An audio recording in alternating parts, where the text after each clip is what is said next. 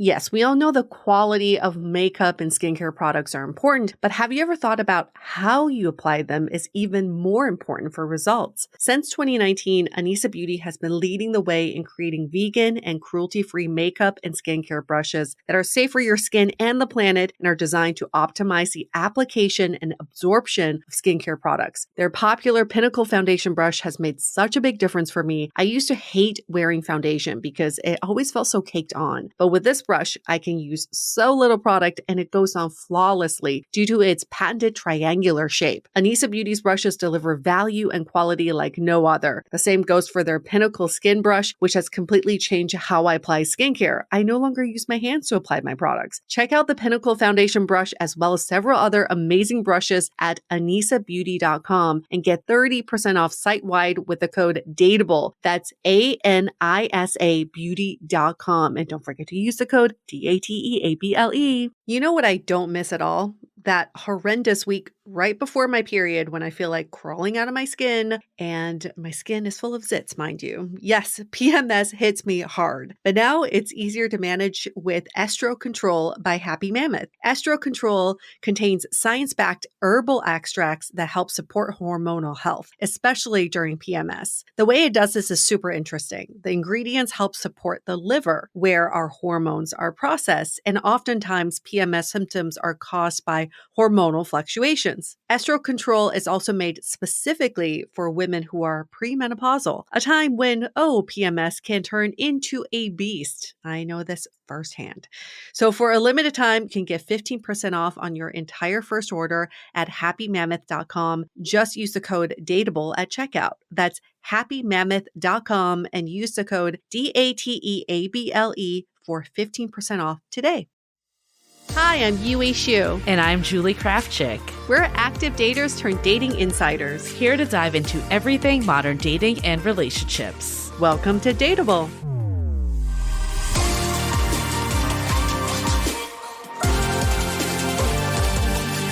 Hello, friends. Welcome to another episode of Dateable. It's an important eve of many sorts. If you celebrate this eve, happy holidays to you. Hope you're all eating some yummy, fantastic food and maybe opening some presents. I know some people do. I feel like with my partner, since I don't celebrate Christmas on my own, but their family, they do more on Christmas Eve, like the bigger dinner and all that. What about you? Do you do that more, or do you do Christmas as the big day? We don't do it. I mean, we just go out to eat. Like we go out to eat on Christmas Eve, and then Christmas Day we go for a hike or whatever. Nice. We don't do gifts in our family. There's only 3 of us, so we change the rules every year.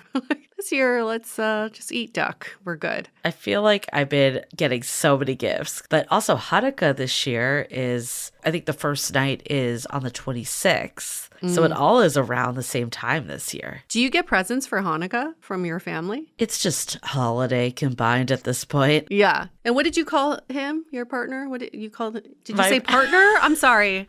I didn't recognize that label. I thought we had moved from P to F. Fiance, I feel like I'm still getting there. You've called me on this on a couple times now.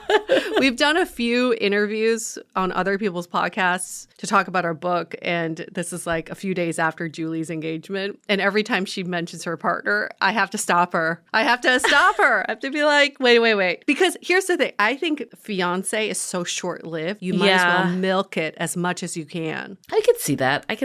I don't know. I do really like partner. I've said this to you. There's something about that word that I really enjoy. And I feel like I even might say that instead of husband, just because it still encompasses like everything, you know? Yes. Well, partner's forever, but fiance, you only get to be for a certain amount of time. It's true. That's what I'm saying. Like, this is a very unique We'll see how it time goes. that you can. And in case you missed the news, Julie got engaged very recently, a few days before we are recording this intro. Don't worry about timelines, but yeah, Julie is a newly minted fiance. You know, I did post in the Facebook group and also put like something on Instagram story, and just the amount of love was just so overwhelming in the most positive of ways. And I was talking actually to one of our moderators in the Facebook group, Caitlin, and I remember she actually came to San Francisco from SoCal at the time. She lived there then. And she came up, and, you know, this is during the time where people were meeting up a lot for sounding board and stuff. And I met up with her for the first time, and it was like right when I first started dating him. Oh. And I remember sharing with her, like, I met this person. It feels different. He's just wonderful. And thinking about it, everyone's been on my journey. Like, I don't like think about it, but like people have been here in the Facebook group, on the podcast. They've seen, I think, like, obviously I'm, I guess, meeting someone later in life, which is a funny way to put it, but you know, you're getting married at 40. I'm gonna be like 42. Like that's older. It's not old, it's not the end of the time, but older, all intensive purposes. And I think though it's a testament that like it can still happen. Like you can have different experiences, and it, you know, by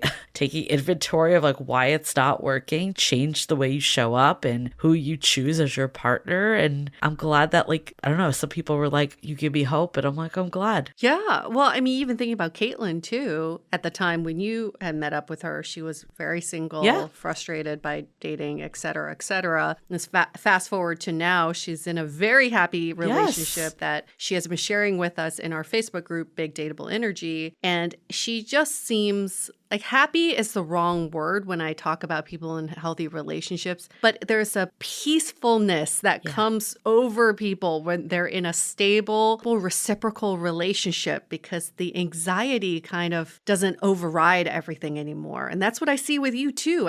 I wrote in my post, like, this is the most at peace I've ever seen Julie. I think that's what was different from day one with this. And it's not to say that like every day has been easy. I think healthy relationship can bring up different stuff. I think it's a different, like, it's a different battle than maybe I had when I was in these like unreciprocal relationships or things that weren't going anywhere, where it was almost like I was really like trying to just get the bare minimum. And by doing that, it was painful not to get it. But I think this relationship, I've never like had that like, oh, let me text my friends and get their take. Like I just work it out with my partner. And it's definitely like brought up my own shit and like our own like, you know, pasts and just the way we interact in relationships and all of that. So it's not like, you know, once you meet your person, it's all like rainbows and butterflies, but it's like a good type of hard, I guess is a good way to put it. Yeah. You're working towards something together, and that feels less like me versus you. Totally. That kind of hard. Yeah. Yeah. Two heads are better than one when you're working together. So that does make sense. And do you want to give us, because I know the engagement story, the proposal story, but do you want to quickly give us a high level story and then we'll go into more detail in a later episode? Yes. And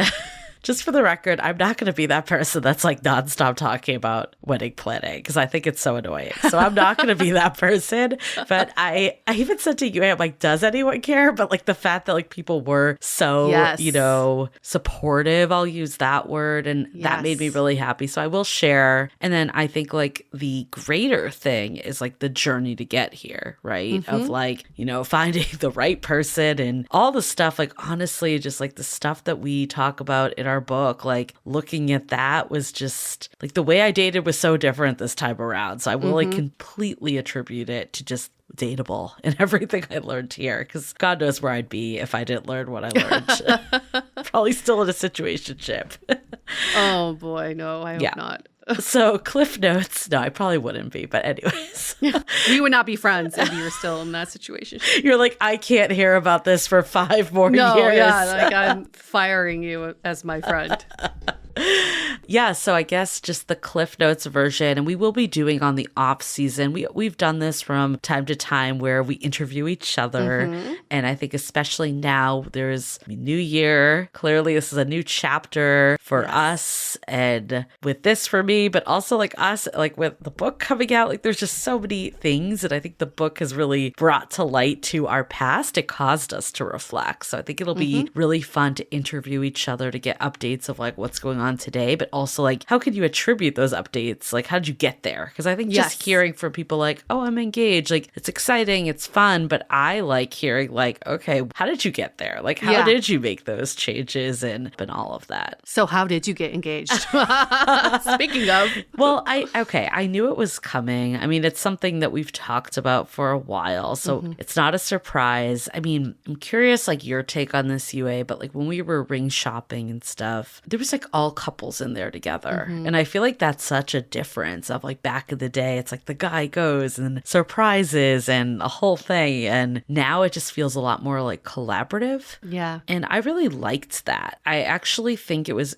really good for both of us. Like, I've never been like the person that dreamed about my ring. Like, I honestly had like no idea. And I was also like lucky that like I had a family stone to work with too, which is very meaningful to me. But part of it was like doing it actually was like a lot more fun for both of us. And I think like seeing the excitement on both sides was really good for us, like to keep moving in this direction. And, you know, obviously now it just feels like so special having this one that we like picked out and designed together too. So that was one piece. But yeah, some people have asked like, what, were you surprised? And I'm like, no, in the sense of like, I knew it was happening. This is a decision that we've, you know, been working towards for a while. Like, even when we moved in together, it was like, of course, like anything can happen if you move in together. You're not like bound together if you move in, but we were working towards this eventually. Yeah. And that was like a big piece of like taking the time to move in too, of like, do we want to take that next step in this direction? Yeah. Very intentional every step of the way. Yes. And I will attribute a lot to my partner with that. I think we complement each other very well in the sense like,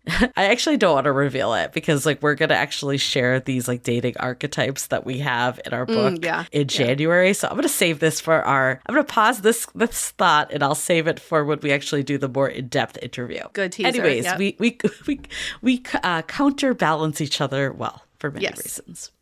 So I knew it was coming. I didn't know the exact day. I also feel like for me, I actually like there was some anxiety in like knowing it was happening, but not knowing when. And like, I don't know, like also like, what if it doesn't happen for some reason? I think because it was like so like far down, but like that thought like could pass through my mind. And that wasn't necessarily anything my partner was doing. I think it's just like the anxiety that I've had in relationships and dating that like still seeps in. And I think, you know, like obviously the partner is so important and like you have to do your own healing work with all of that. But part of it is just recognizing when it's coming in and being like, this actually isn't a fact. Like there's no facts pointing to this. Like calm yourself. I was like, okay, can you just tell me like, will it happen before or after the holidays? Like that was like the question. That's important. Yes. So he was like before. So I was like, okay. So I knew like there was a general time frame that was closing in. And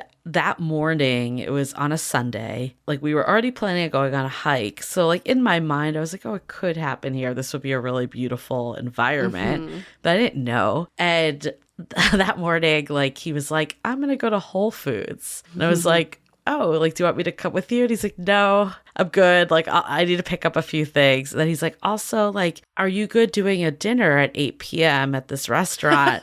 And like on Sundays, like, we don't usually go out for dinner. So it's like, okay, something feels like it's happening today. So anyways, I let him go to Whole Foods. I didn't ask too many questions. He came back. He was also like, can we do the hike at 11? So I was like, okay, that's fine. That works. Wait, at this point, I know we're going to get in more details in later episode, but I do want to know, were you preparing yourself mentally and physically for a proposal? Because I can see. Oh, I did my nails in the morning. Okay, yeah. I was going to say, like, did you pick out an outfit? Were you like, what I mean, no, my outfit, I maybe should have given more thought because I looked like a grape.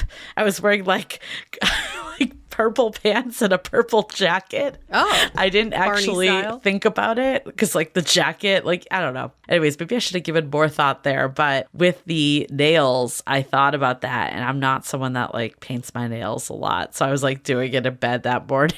That's what I always notice in engagement photos. I'm like, oh, this girl knew. If her nails are all done, I'm like, she knew. She prepared. I think when I knew it was like before the holidays, I was like, and then also like we had a plan of a hike. So I'm like, it might not be, but for all intents and purposes, I'm going to do them. Yeah. So yeah, no, good call. So I did that. I also noticed he was like getting a lot of blankets together.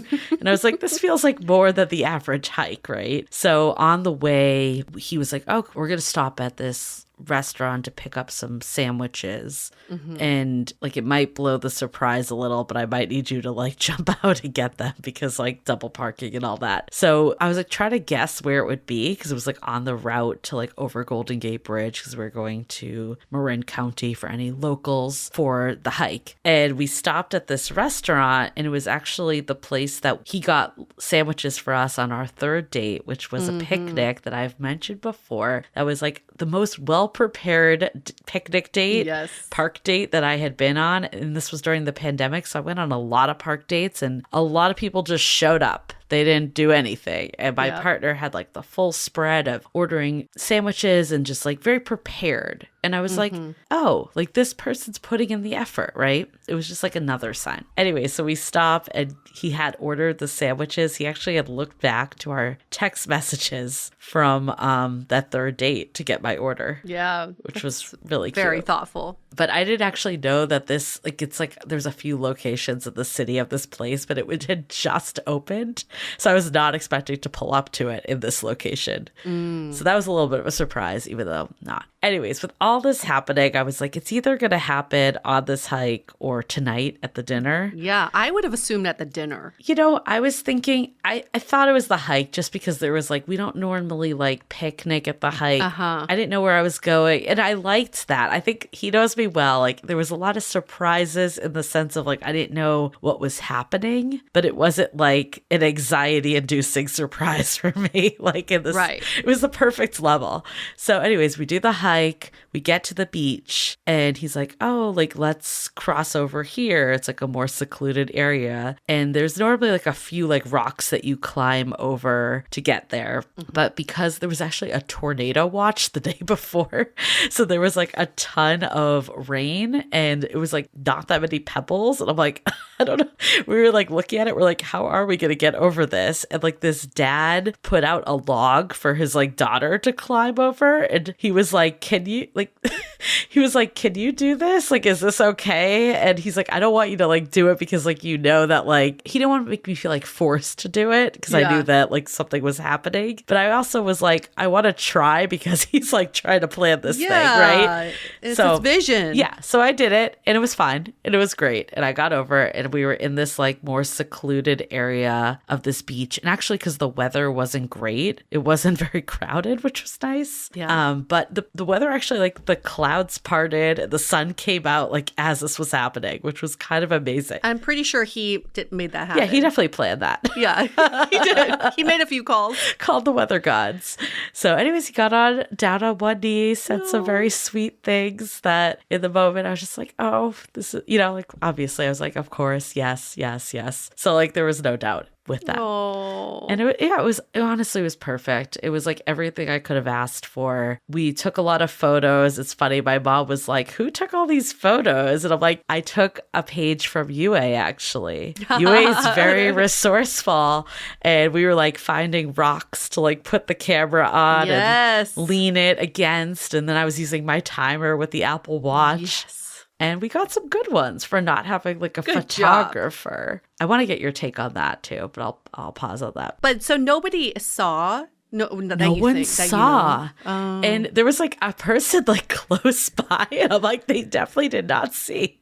It was just like there weren't many people there. And like the one person nearby was like doing their thing and like just was they oblivious. Had no idea a proposal just happened. But it was perfect. So I think like both of us didn't really want to do like a big public thing. Like, I think we both liked having more of the privacy. And I'm curious, Yue, your take on this, because like a lot of people nowadays are hiring photographers to come to like, you know, get the shot of like the person down on one knee to post on social or just to have the photo. And like, actually, even when we went to dinner, the guy, like the waiter was like, oh, did you guys have a photographer? And I see the merit of it. I see that it's nice to have that as like, a souvenir is the wrong word, but like have it as, you know, like have that moment memento, captured. Yes. But then I'm like, would this person just be like following us on the hike? Would they just be like lingering in the rocks, like hiding out? Like I guess it would take a private moment and not make it so private. I'm curious your take though. Yeah, I guess it depends on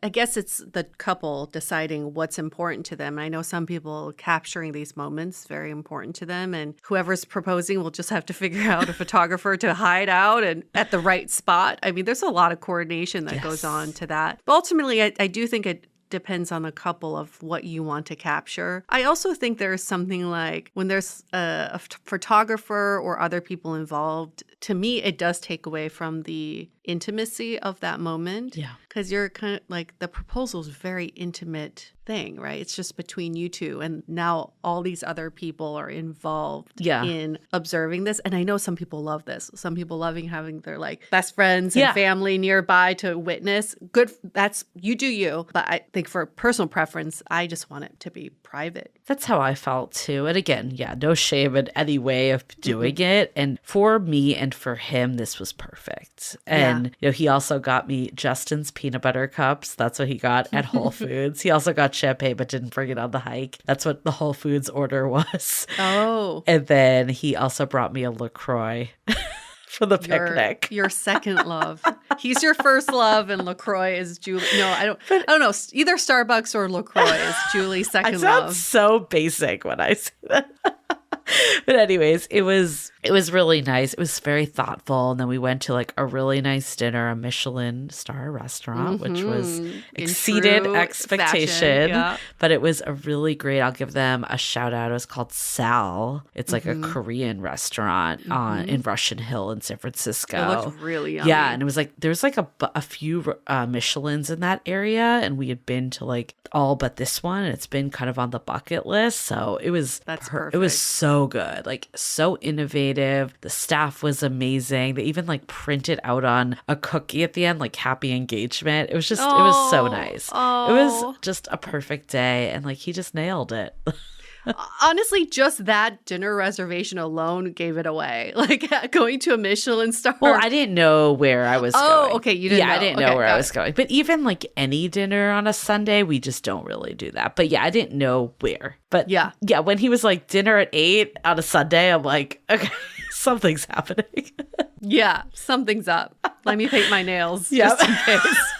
Just my left hand. I got it. Yeah. But I think it's just like, honestly, I'm just happy. Like, I'm happy that we're, you know, taking our next step together. And it's like, we obviously are already building a life together and have built a life together. But, you know, it was something meaningful for both of us. And I'm glad that we're, you know, next stage of life. And you're doing it your way, which is something I'm so proud of you two for doing, for really just like, I know this, we say this a lot, but just the intentionality before every step you've taken just shows how much integrity you both have in this relationship. And it's great to witness you two like taking this next step, but now you have a lifetime of these steps to take. And I just feel like you've built such a strong foundation for a life together. Thank you. And we'll definitely talk more because I do think like there's a lot of interesting stuff that's come up too of just like, you know, meeting someone a little later and thinking on timelines and biological clocks and then that stuff, but then also taking the time to really enjoy the stages. And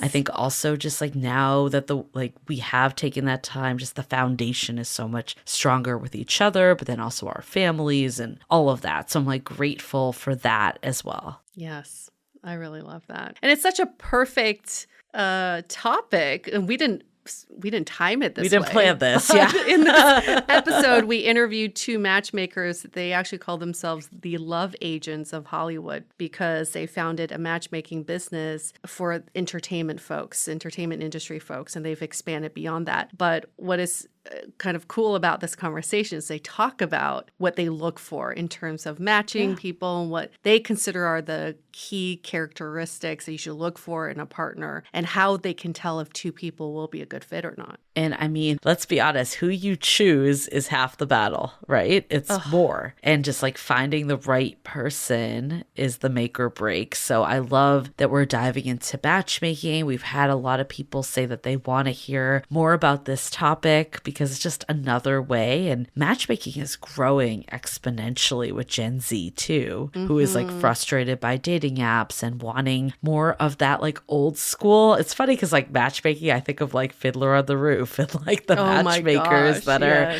just like, it's been around forever, but I love that like it's having a comeback. And this was such a fun, interesting convo with Jaydi and Lauren, who are these matchmakers that have just been in the entertainment industry, but honestly, it applies to anyone, I think, that's seeking a matchmaker to understand the inner workings of how matchmaking works, but also like how they are different than other matchmakers. It just shows you that like there's a lot of differences too. So again, you find what's right for you. And I like that they'll give you kind of tidbits on how to even work with a matchmaker. Yeah. It's like, yeah, this is a great tool to have, but how do you maximize your relationship with your matchmaker? Yeah. So I think for anyone that's curious about this alternative to dating apps, even if you already work with a matchmaker or there's something of interest, it could be, again, a way to maximize your efforts. And what you'll get out of this conversation are different ways of approaching dating. They have this rule where they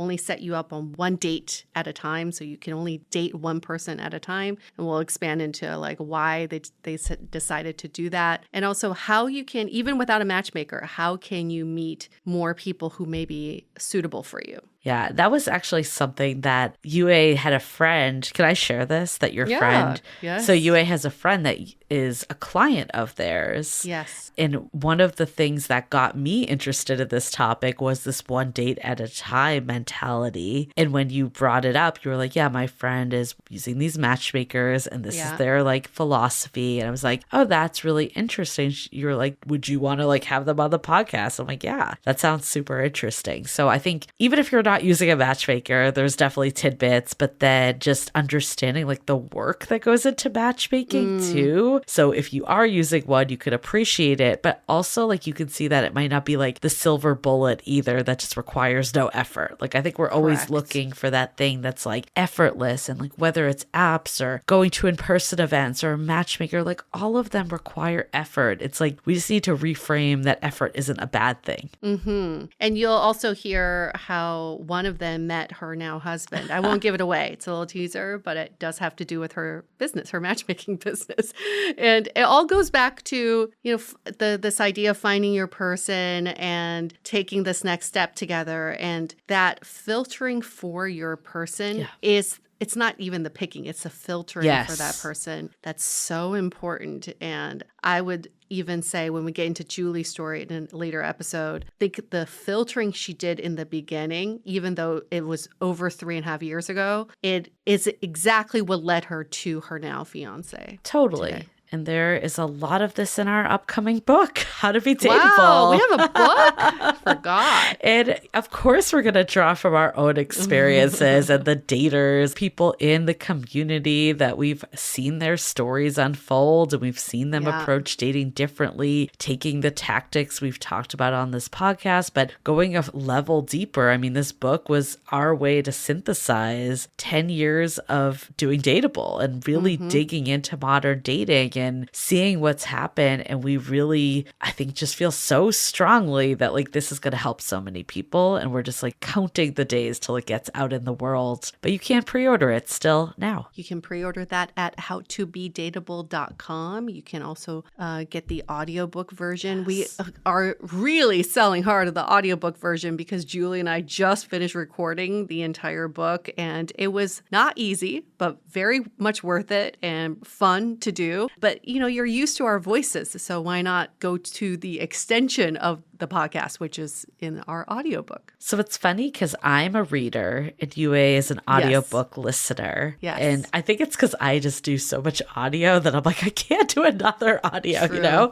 But I feel like doing that audiobook, I'm like, I want to listen to more audiobooks after that experience because it was such a different way of delivering the info. But then also the hardcover or Kindle, hardcover, you can actually write in the books. There's a lot of merit to that, but you get to see the illustrations that are in there too. So there's differences. Because Julie did them. That's why. In case you're wondering why we're talking about illustrations. We've gotten a lot of compliments on them from people that got the advanced order. Just for the illustrations alone, it's worth getting the hardcover version. And then you can get the audiobook so you can listen to this on your walk and on your commute. But the illustrations really drive the point home. I think, just this is our last thing. I know this has been a very extended intro, but I guess a lot to talk about. Yes. We wanted this book to be fun. I think that's a big piece of it. So that's why illustrations are there and all of that. It's not going to be that oh my God, another dating book. It's going to give you hope. It's going to be energizing. Everyone we've talked to that has actually read it, it's just I finished this in less than a week. It's a fast read. It's an inspiring, fun read. So just putting that out there that we're really excited again to get this into the world. Yes, we are. Okay. Well, hopefully everyone has a fantastic holiday. We will be back for our season finale next week. Wow. We have the fabulous John Kim, who is a returning dateable guest, aka the Angry Therapist. We had such a good combo with him. So make sure you tune in. Low-key crush on him. Maybe it's a high-key so crush. So low-key that I'm saying it on the air right now. If I had a hall pass, just kidding. I'm just going to clip that one part. And send it to his wife. Put it on Instagram.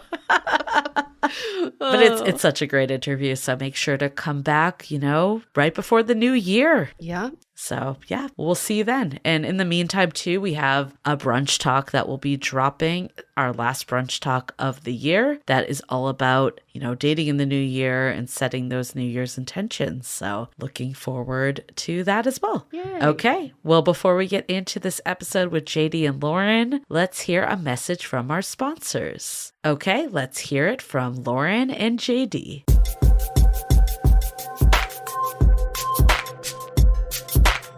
Welcome to Dateable, Lauren and Jaydi, the founders of LJ Matchmaking, aka the love agents of Hollywood. I love that. I love that you get to call yourselves that. How does it feel? It feels great that we didn't have to name ourselves because I feel that's the whole thing if you're just calling yourselves that. But one of our clients a long time ago just branded us, I guess, and we liked it and stuck with it. Love it. What's so interesting about matchmaking right now is matchmaking is making a comeback. We've heard that cuffing season, or as we like to call fluffing season, is here. Want to add some holiday cheer into the bedroom? Spice up your life with the natural power of cannabis with Via. Via has developed a unique blend of pleasure-enhancing cannabinoids, libido-strengthening herbs, and a medium dose of THC all into one mind-blowing gummy called High Love. And they just dropped their High Love bundle, which includes a pack of gummies and a vape, so you can unlock the full experience at a reasonable price. I am all about these gummies that make me feel oh so good. I tell you, it's the real deal. And if THC isn't for you, you can still take advantage of their CBD line with products designed for sleep, focus, and energy that will keep you glowing all year long. So if you're 21 or older, head to viahemp.com and use the code DATEABLE to receive 15% off. That's VIIAHEMP.com and use the code DATEABLE at checkout. Please support our show and tell them we sent you. Take your passion and pleasure to a whole new level with High Love from Via Hemp.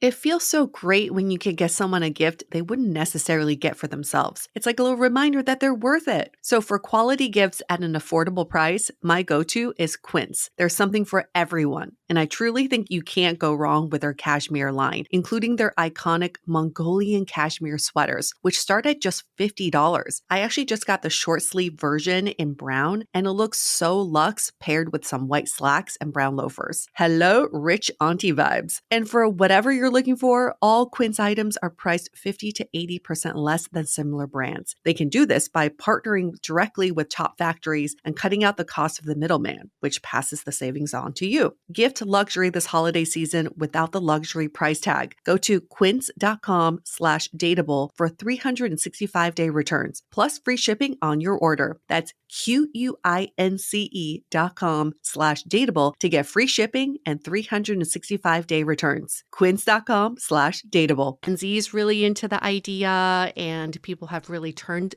to matchmaking this year. First of all, let's just get to your backstory. How did you two get into matchmaking? So I actually hunted Jaydi down to match ourselves, first as friends, but then as business partners, because I had heard that Seth MacFarlane's assistant, Jaydi here, had her own side hustle as a matchmaker. And I had set up a lot of my friends, and I wanted to get in on what she was doing, but I didn't even know her. I'd only heard of her. So then I made sure that I sat across from her at an event that I threw, and the rest is history. We hit it off, and I got in on her little side hustle. Yeah, Lauren at the time was like, hey, I've always wanted to be a matchmaker. I don't think we need to compete with each other. I just want to like get in on whatever it is you're doing. And I was like, oh no, this is like a mom and pop shop thing. I don't have that many people I'm working with. Like I had some success and it was great, but I don't need the help right now. And I liked having full control. And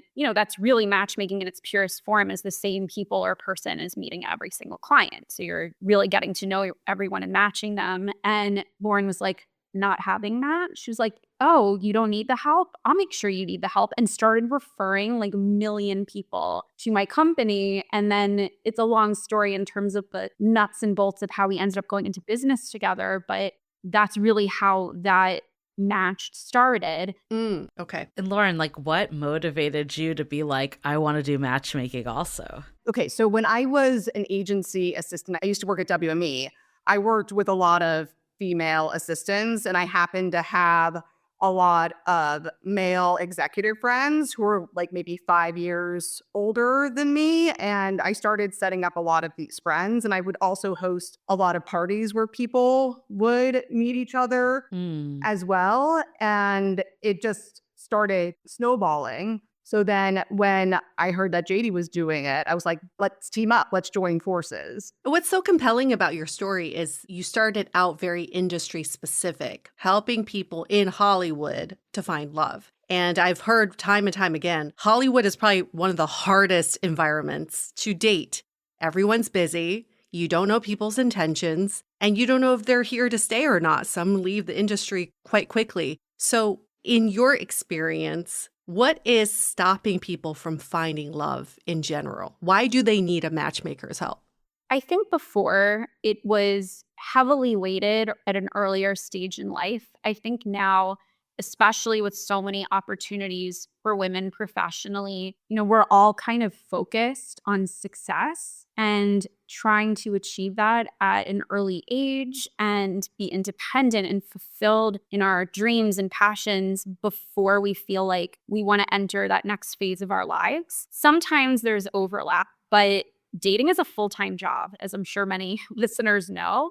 And so it can feel like doing that is at the expense of pursuing something professionally. Yeah. So I think a lot of people, and men included, we don't tend to gender stereotype, right? But there are a lot of men who feel as if they have to be a breadwinner before they can take on any dependents, or even someone who is making a lot, they want to feel like they're on the same level. So men for a long time were trying to have professional success before they were able to shift gears into the personal. And now we're seeing women do the same thing. Yeah. And, we're having kids later. I had my kid through IVF. Like this seems to be the natural progression of things.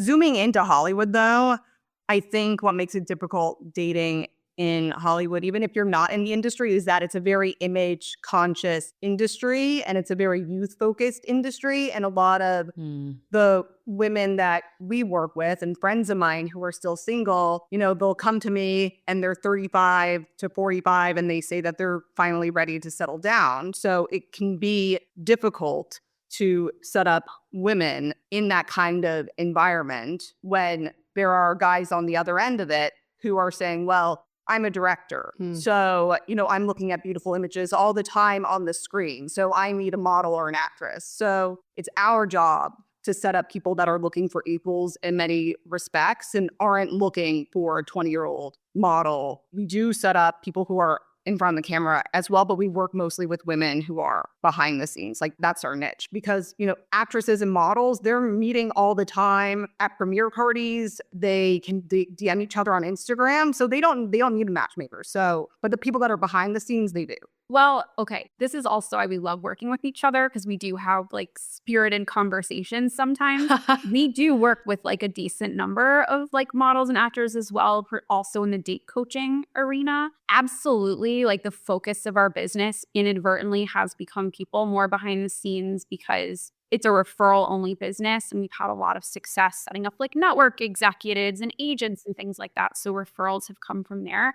But I'm finding that anyone we work with, regardless of their background, like it's hard out there. Yeah. So it sounds like the people you're working with, though, are busy professionals that kind of maybe delayed love to get their careers in order. I think what was so interesting when Yue told me about her friend using your service was your one date at a time mentality. Can you kind of take us through that and like why do you operate that way? Because that's so counter to how dating apps work and how people work in general. Well, baseline for us, it makes it less messy because we don't want to be setting up multiple clients at the same time. And also, if you get matched through us, we're not matching the person that you're going out with other people at the same time.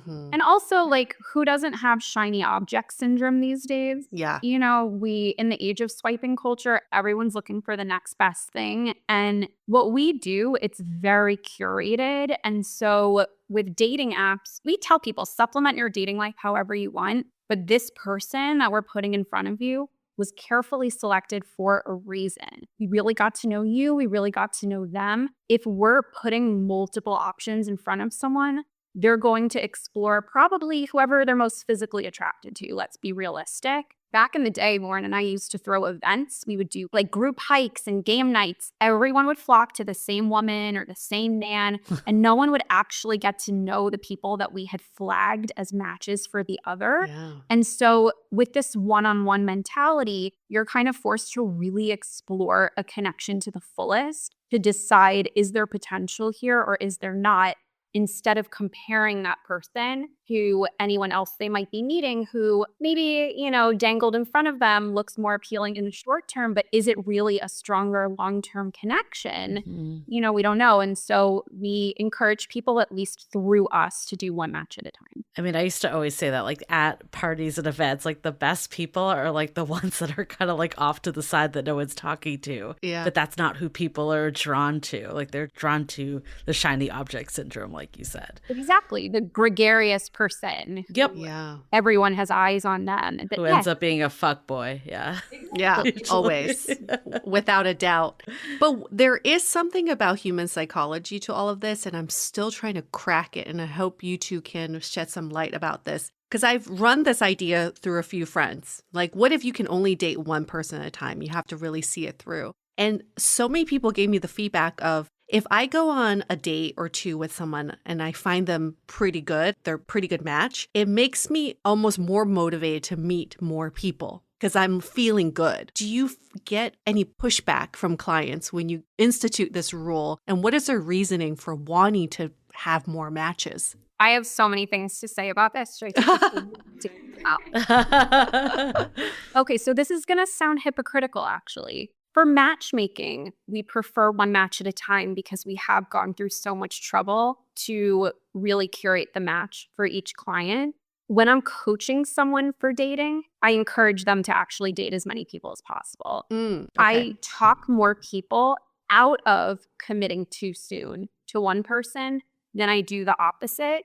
I actually find that in terms of my girlfriends and our female clients in particular who are straight, I find that it's really common for people to get like locked in. And let's be honest, it happens with a lot of our guys. Like they'll be like, oh yeah, I was at Miley Cyrus's birthday yesterday and met this amazing girl and I think we're in love. I don't want to get set up right now. And we're like, but we feel like we met someone amazing for you. They take themselves off the market and like a week later, they'll hit us up and say, Oh, yeah, they always go back.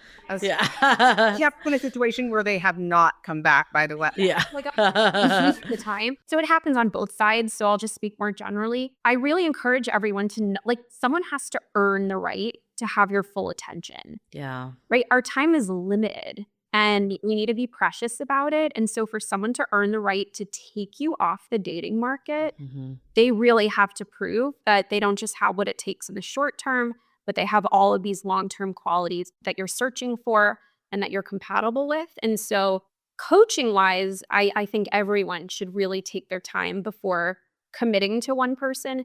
Matchmaking-wise, Lauren and I really are thoughtful about our introductions. And so it's different than maybe someone at a party that you barely know or someone online that you have only preliminary information about. We know so much about everybody. So we do want you to focus one at a time. But out there, oh my gosh, please, like take your time. Don't get too locked in too soon. I think that's a really good distinction you made too, of like they need to be deserving of your time. I can also see it too, like where you are. Because like if you're new to dating, you don't really know what you're looking for. Like maybe there's more merit of going out with more people to like learn what's the right fit for you. But if you've been dating for a while, I think sometimes it can be challenging when there's always this like mentality of like there's someone better around the corners. That's kind of what I do like about your one match at a time, is it lets you focus and actually get to know the person, which is so what's missing in today's world. Like how do you strike that right balance of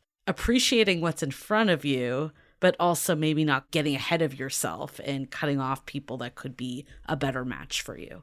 I would recommend not going out with more than 3 people at the same time. I think at some point you start mixing up information. You're like, wait, which one's from Florida again? You know, and I've been there when I was single on dates and I'm like, oh shoot, I wish I took notes or something. But I think keep a few in the mix at any given point in time until it seems like things are progressing more with one person. After 3 dates, you probably know if it has the potential to really take off. So if you're still unsure by date 3 and wondering what else is out there, stop seeing that person, make room in your schedule to meet somebody new. And eventually you'll find that really it's better with one person. Yeah. I do think that situationships can be a chemistry killer when you're meeting. Definitely. Yeah. Like it's one thing if you're dating around and meeting a bunch of new people at the same time, but if you've been in a situationship with someone for 3 years, I think that you need to cut that loose. You can't give someone a fair chance, new people either, if you're stuck on that 3 person. dates, not 3 years. Like most situationships beyond 3 dates, if you're looking for something serious. I do wonder, how do you coach your clients through the decision-making process? Because we find that with a lot of daters, they have a hard time determining whether this person's a good match or not. And that's why they keep dating other people. It's just a lot of, I don't know, like, she's fine, he's great, the date was okay, everything's fine. I feel like it should be more than fine. Well, I think that what it is there's conflicting info, right? There's like, you can't just fall for the spark and the chemistry and it builds over time. But then people are like, is it building or is there just no chemistry? Yeah, I want to talk to the no spark people in terms of stick it out, stick it out. Both of us have worked with some people who truly are like newer to the dating scene in terms of giving it a serious go. And maybe they're not totally sure what they're open to or interested in. Most people by a certain age kind of know when they feel like something has potential or not. And so do I think there needs to be fireworks on a first date? Not necessarily, but does it need to have the potential for fireworks? Yes. I think anyone that talks about everything growing over time, it can, but I find that that tends to work better when you're just friends with someone and then one day you wake up and you're like, oh, it really grew and I wasn't even trying to, have that happen. It has to be unexpected. I think when you're forcing a growth, most people are, no one wants to like commit to someone that they were resisting, you know? Yeah. Right. It's also like, what's the line, like you said? Like, I think there's like zero attraction versus like, I'm attracted, but maybe aren't like trying to rip this person's clothes off right away. But I'm like, can still visualize kissing them and like doing the things. Like, there's a big difference there. Yeah, look, if you're 100% certain that you want to marry somebody or commit to them for life, whether it's after your first date, which I don't recommend, or after 10 years, right? You go to the altar, you tie the knot, whatever your form of commitment is, you do that if you're 100% certain. If you're 0% certain, like if you're 100% the other direction, there's no world I end up with this person, you end it. It could be after the first date and it could be a 2-year relationship. Anything in the middle, I think, is worth one more date. Mm-hmm. So I think that whole gray area is what one more date is for. Mm-hmm. Okay, to that though, and I want to revisit Lauren's comment. You were saying it should be more than fine. It should be amazing, like at least in the beginning. What we hear from many daters is that they've been burnt by the amazing. Mm. They've had many amazings and that didn't pan out and it actually was terrible for them. So they've course corrected the other direction and they're looking for something less amazing. Maybe fine is good. Yeah. So I guess the question is, when you're at that point, you're like, okay, I can't go for the amazing may not be the best for me, but I'm also in the gray area. And it's always like, oh, one more date because I'm in the gray area.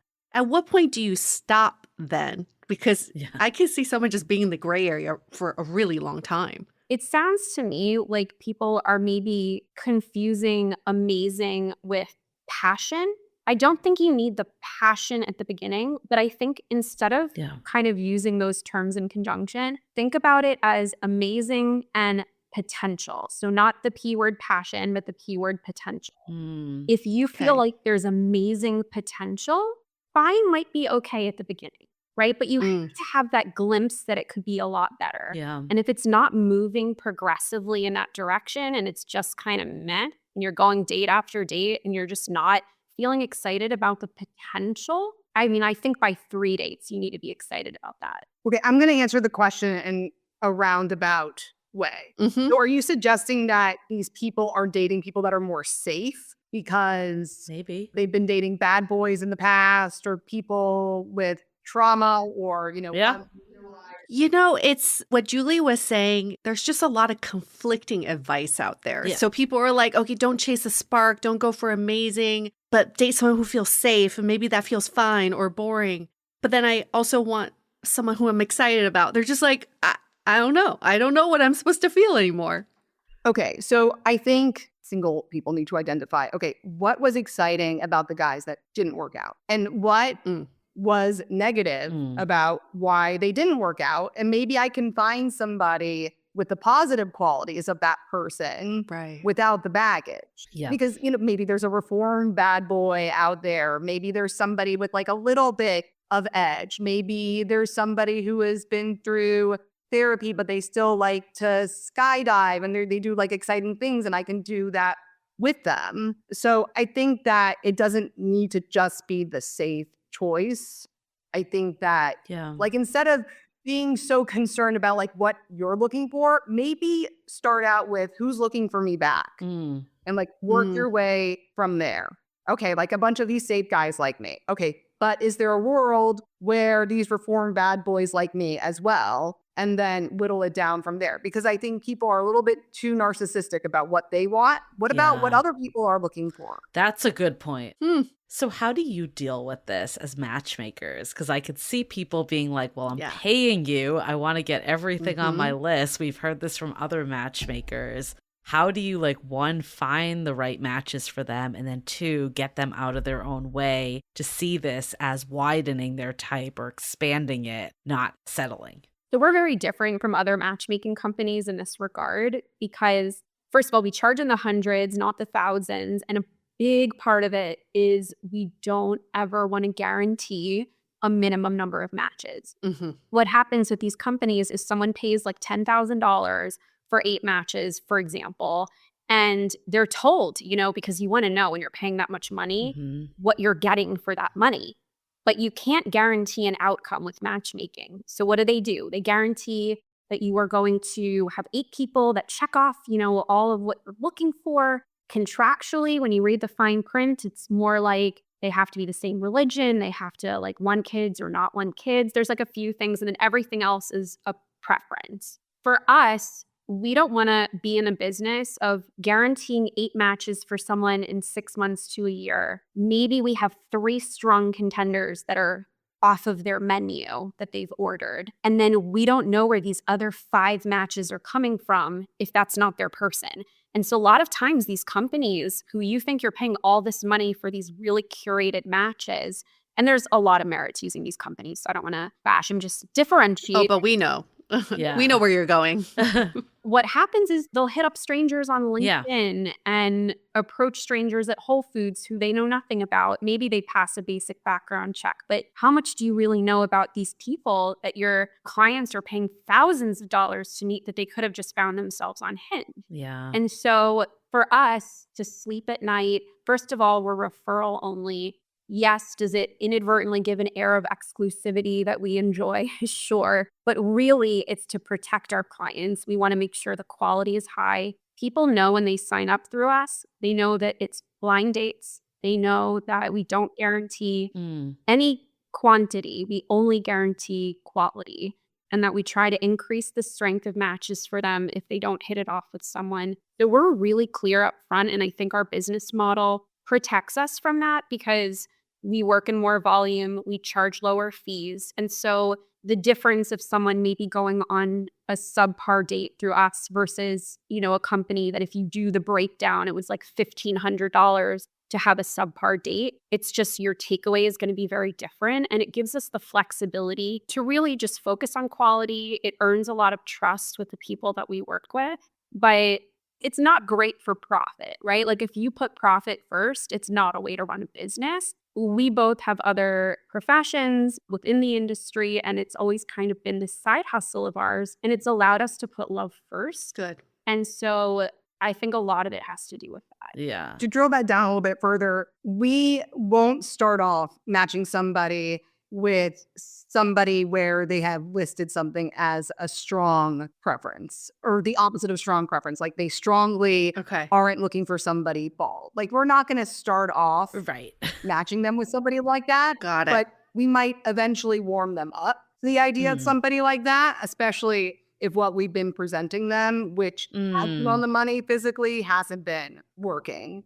So, but we're not going to start off like that. We're not like, hey, this is what you need, as opposed to what you want. We're not going to just, drill that down their throats to begin with. That's why, the feedback is so important that we get after dates, because we can tailor the matches afterwards and then we could kind of pivot and they end up being a little bit more open or a lot more open as the process progresses. I appreciate that perspective change because just relating this back to dating, if someone doesn't have the luxuries of going to a matchmaker, what you can learn from just that conversation alone is you have all these requirements on your list and you have to ask yourself, if I found someone who's so amazing for me and they happen to be 5'9" and not 6 feet, is that really going to be a deal breaker? And I think that's a really great way of asking that question, because most of the time we're like, why does height matter to you so much? Why does age matter to you so much? It becomes very accusatory.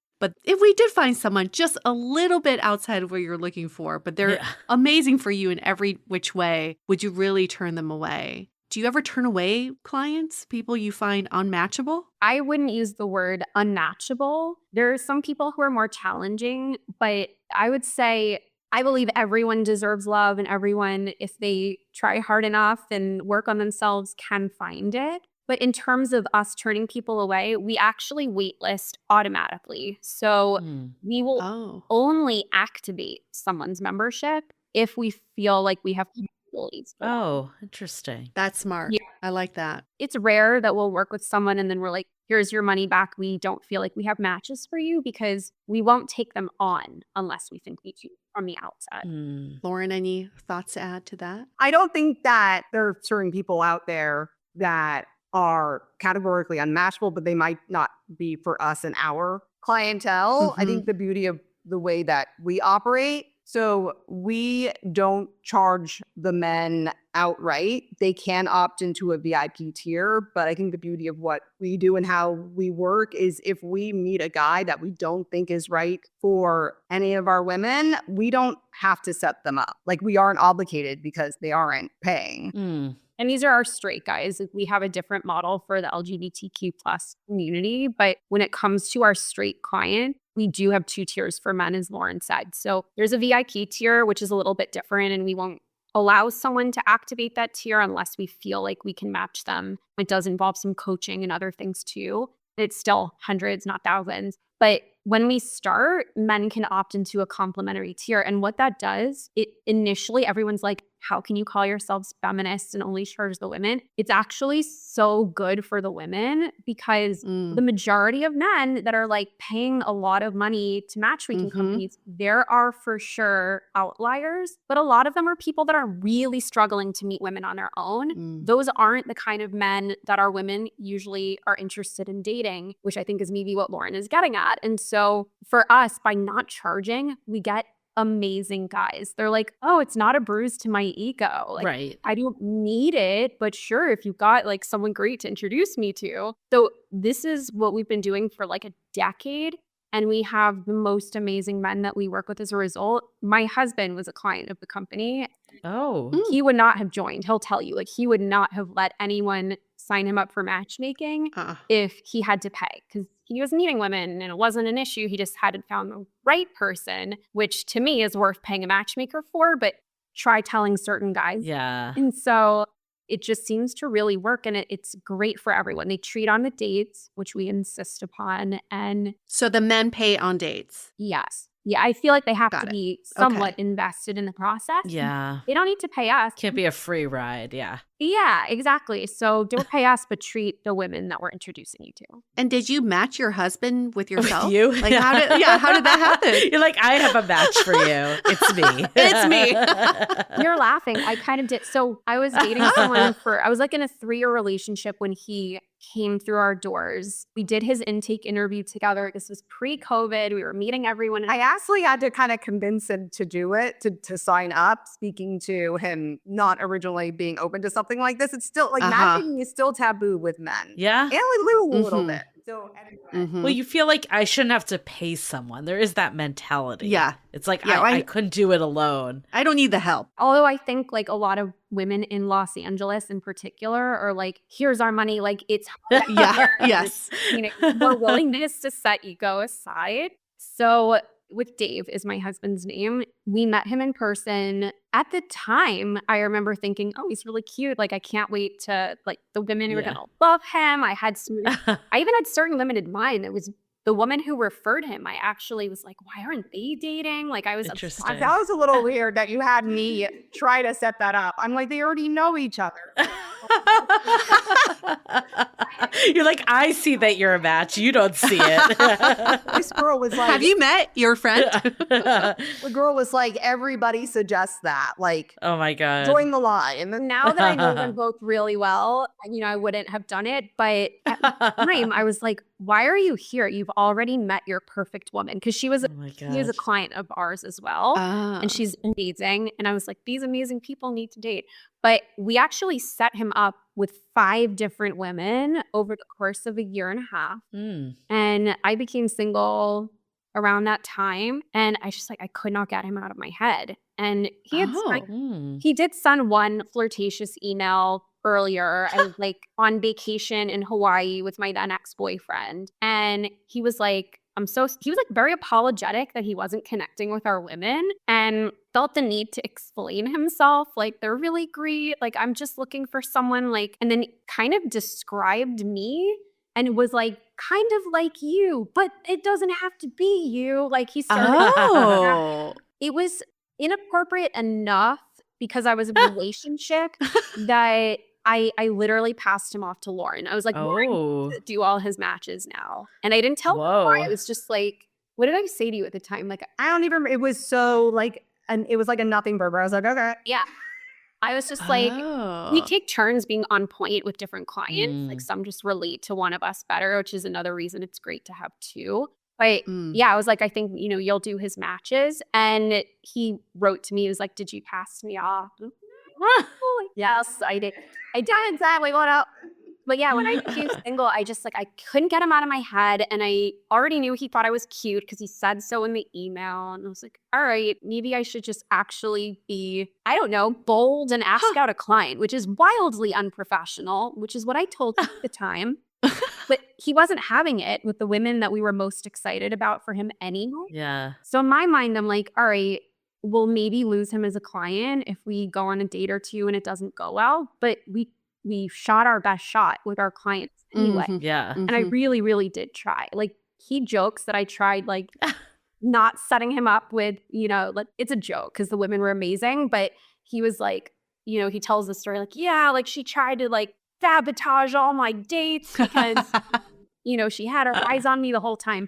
It wasn't the case. I thought the women that we matched him with are incredible. And it's a whole other story of asking him out and, the rest of it. Well, yeah, she approached me and told me that she was going to be asking out a client. And I was like, oh my God, it's Aaron, right? It has to be Aaron. And she was like, it's not Aaron. I'm like, who else can it be if it's not Aaron?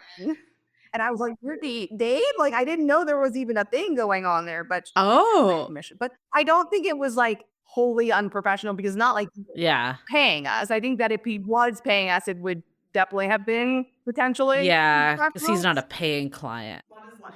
Love is love. That would have been amazing if Lauren, you set him up and then Jaydi just showed up. You were just hey. Should have done it that way.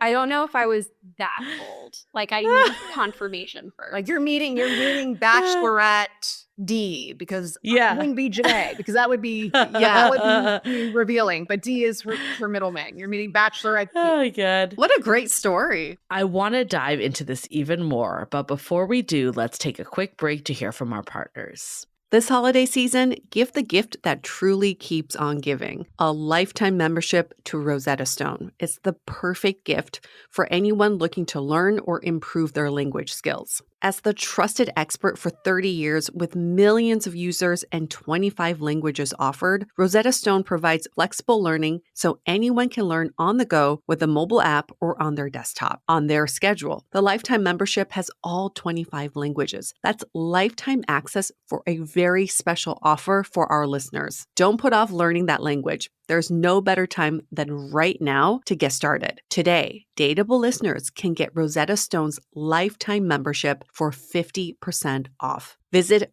rosettastone.com/today. That's 50% off unlimited access to 25 language courses for the rest of your life. Redeem your 50% off at rosettastone.com/today. Today, for yourself or as a gift that keeps giving. The holiday season is right around the corner, and I know the perfect gift that I will most definitely be giving this year. Osea's limited edition Super Glow Body Set. It includes 3 of Osea's best-selling body care products at an incredible value, packed in a box so beautiful you can skip the wrapping paper. This is gifting made easy. We've said it before on the podcast, but both Yue and I are obsessed with their new Undaria algae body wash, which is part of the set. But all of the products in the set, the body wash, body oil, and body serum, feel like you're taking a luxurious trip to the spa. They just leave your skin feeling silky soft and unbelievably glowing. So maybe while you're at it too, you'll want to grab one for yourself. But hurry before this limited edition sells out. Give the gift of glow this holiday season with clean, clinically tested skincare from Osea. And right now we have a special discount for our listeners. Get 10% off your first order site-wide with the code DATEABLEPODCAST at OseaMalibu.com. Let me guess, you have a life and job that you love, but the one thing missing is love itself. If you want to take your dating journey seriously this year, we highly recommend checking out Dating Intentionally wherever you get your podcasts. Dating Intentionally is hosted by Talia Karen, who's on a mission to make dating fun and help you date with confidence. Talia pulls from her own experience going on 180 dates with over 60 people in just 10 months, which ultimately led to her getting married. She's also also joined by therapists, coaches, experts, and authors like us. We had a great conversation with Talia on her show, all about dating skills you need to find the relationship you want. That's episode 78. If you're looking for practical, no-nonsense advice that you can apply to your dating life today, you can listen to Dating Intentionally on Tuesdays and Fridays on Apple, Spotify, YouTube, or anywhere else you get your podcasts. Okay, the whole thing, I want to just make sure I'm understanding like the way you all work. So you don't see the person. You get a match. You're like, I know someone that would be great for you because I've talked to all these clients and I know their vibe. I know their demographics. I know all the stuff about them. You match two people. They agree to go out. And then at that point, do you set up the date? Do they set it up? How does that work to them, like the guy paying? Well, we set up all aspects of the introduction. We'll tell each person about the other person enough to get them excited. Okay. Hopefully not too excited. I want to temper some expectations. So Right. blow the roof off of those expectations. Yeah. Name, age, what they do for a living, why we think it could be a match based on what they've told us or prior feedback. And then we will pick a place, usually casual, not a place where it's a 5-course meal, more like drinks with a chance of apps. Okay. Place where we can make a reservation so we know they'll have a place to sit and aren't trying to like hunt for a place to sit. And then we'll also exchange numbers the day of for logistical purposes. And if they do hit it off, that's how they can communicate. And then we'll check in with each of them after the date. And hopefully they've hit it off and the guy then has the green light to reach out to get the ball rolling on date 2. But we only make introductions. We do coaching, so can help finesse things as a relationship blossoms and progresses. But it's on the people that we're setting up to like break it off should it end like at date 5. We don't break up with people after date 1. So how does the one match at a time work then? Like, so basically until they tell you like we're no longer seeing each other, then they can get another match? Yes, it's exactly how it works. And then post-date feedback, any of that? Yes. So usually the next day we'll just email just how to go. We recently started rolling out some more pointed questions, particularly if the responses are vague. But usually we'll just initially do the poke of like, how'd it go? Did you hit it off? Did you not? If they didn't, we try to get really specific as to what we can improve on for the match the next time. A lot of times when people are hesitant, it can be more superficial. So, we know like at this point, like the tells exactly. So we read between the lines, but we do really try to let people know like this is all confidential. We're here to help you. There's no judgment. Yeah. We really just want to find a better match for you. So to do that, we need to be armed with what was working so we can repeat that, what wasn't working so we can avoid that. And then, we go from there based on that conversation. But typically in writing, just because if we had calls with all of our clients after, like we literally would have nothing else or in our schedules. Yeah, I spend way too much time on the phone when I call people on the phone. I know people like bash like texting and this generation just text, but when I'm on the phone, like it just goes on. So I think one of the things we've heard of like why people maybe want to go to a matchmaker over use apps is because the matchmaker can vet some of this. Like on apps, you're like, what is this person looking for? Are they looking for like one night stand? Do they want a real relationship? Like, who knows? How do you vet for that type of stuff? Like, do you know that the people are like ready for a relationship, or like what tactics do you take around that? We will only match someone if they're looking for something serious. So it's just a lot of trouble to go through if you're working with a matchmaker like us, who gives you a whole extensive questionnaire about who you are, what you're looking for. Then they Zoom with us for 45 minutes to an hour while we get into more specifics about those subjects. So to do all of that when you could just go swipe on an app for a date, for a hookup, it's just a lot of trouble if you're not looking for something serious. So True. Yeah. there are plenty of matchmakers that will just, if someone's paying money, they'll take you on regardless of your intentions. And we're only interested in long-term matches and don't really want to be spending our time like bending over backwards for someone so they could have like one night, which I hope all our clients have, but beyond. Yeah. Yeah, I love it. I love it when they hook up. Yeah, exactly.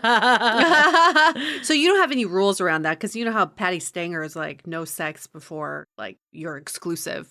We don't. We've seen people both in our personal lives with friends. We'll hook up on night 1 where they're happily married now with kids and all of that, and people who, wait until they're exclusive. I think you have to do what's right for you when it comes to that. We don't have any advice for the most part that's like For clients. Yeah. It's the same no matter who you are and what you're looking for and what your background is. We really try to take a nuanced approach with each person. With sex in particular, I think what tends to happen is whatever someone is going to feel about you in 5 years from now, like it just speeds up an eventual outcome. So maybe if you're going to really get hot and heavy down the road and be like super into this person and maybe even marry them, having sex with them, it'll just speed up like the connection and the intensity and all of that. I think a lot of people really feel like they have to like blame themselves and have these regrets when it comes to sex. Like if only I held out and didn't sleep with this person, we would have maybe ended up together. I don't believe in that. I think especially because let's face it, we get feedback from people. We hear what happened and we hear, oh, it didn't work out when we just had sex. And I saw this side of this person. It's always that the other person is their most authentic self post sex. And so there's just, even if you try not to be, there's like an undeniable wall that's down that exists before sex. And so when you take that wall down even a little bit, they're really seeing you. And that can be a beautiful thing for the right person.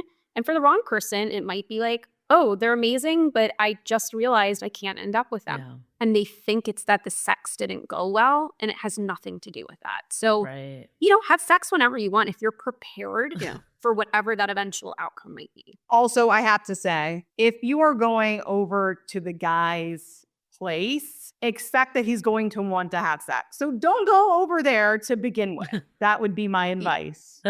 Well, yeah, don't put yourself in situations that you don't want to be in. Yeah. Right. Because guys don't like to get rejected sexually, which is their problem, which is totally their problem. But yeah, that's a major problem. Have you had situations where one person does want to keep seeing the other person doesn't? And what do you do with that feedback?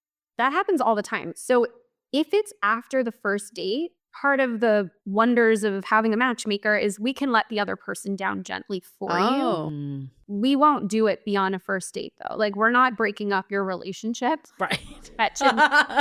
You're like, I'm not going to be the mediator of your breakup. Yeah. Yeah, that's just, we are not in that line of work. And we get really sad when stuff ends. But after first date, like, we want to take that pressure off of you. We think that if we're asking a lot of clients, right? Like, hey, trust us, go on this blind date. For the men, pay for the date. So to then feel like they have to reject someone after being so vulnerable, we want to spare them from that on both sides. And so we'll do that. After a first date, you kind of already know there's a little bit of interest, at least on both sides. So we just ask that you kindly let the other person know. There's really no such thing as like true ghosting through a matchmaker, if they have relationships with their clients, because even if someone disappears, we can say, oh yeah, well, they disappeared on us too. It's not personal, or, oh, they're traveling, or they just had a death in the family, or, if there's an explanation that we're able to provide, we can shed some clarity. So a little bit of that is mitigated as well. Interesting. In today's world, do you ever have people that are like searching for their match, like on LinkedIn or Facebook or Instagram, like ahead of time? And how successful are they? Oh, in rooting out who we're introducing them to? Yeah, because I know you don't like show photos. Yeah, it does happen, and it's very annoying, especially when people are like, oh, I'm a detective, you see, so I figured it out. And I'm like, listen, you're really not. Anyone could do this, but we ask that you don't. But we do try to, like, sometimes we'll change names, or we won't reveal certain aspects of their career. Like, we won't say they are a scripted current executive at a big streamer. We might just say they're an exec at a studio. I see. Like, we try not to be specific. I see. So we can curtail those keyboard detectives. Yeah. The Sherlock Holmes that are out there. If it's someone that they know, we give enough of a description that they should be able to flag it. And that's happened sometimes. But okay. Yeah, so that's like an example where it helps if they figured out who the person is, but they should be able to figure it out from our description alone. We also very quickly figure out which clients are the detectives, and we'll change names or phrase things differently because some people just get in their own way and they don't want to, but they can't help themselves. And Yeah.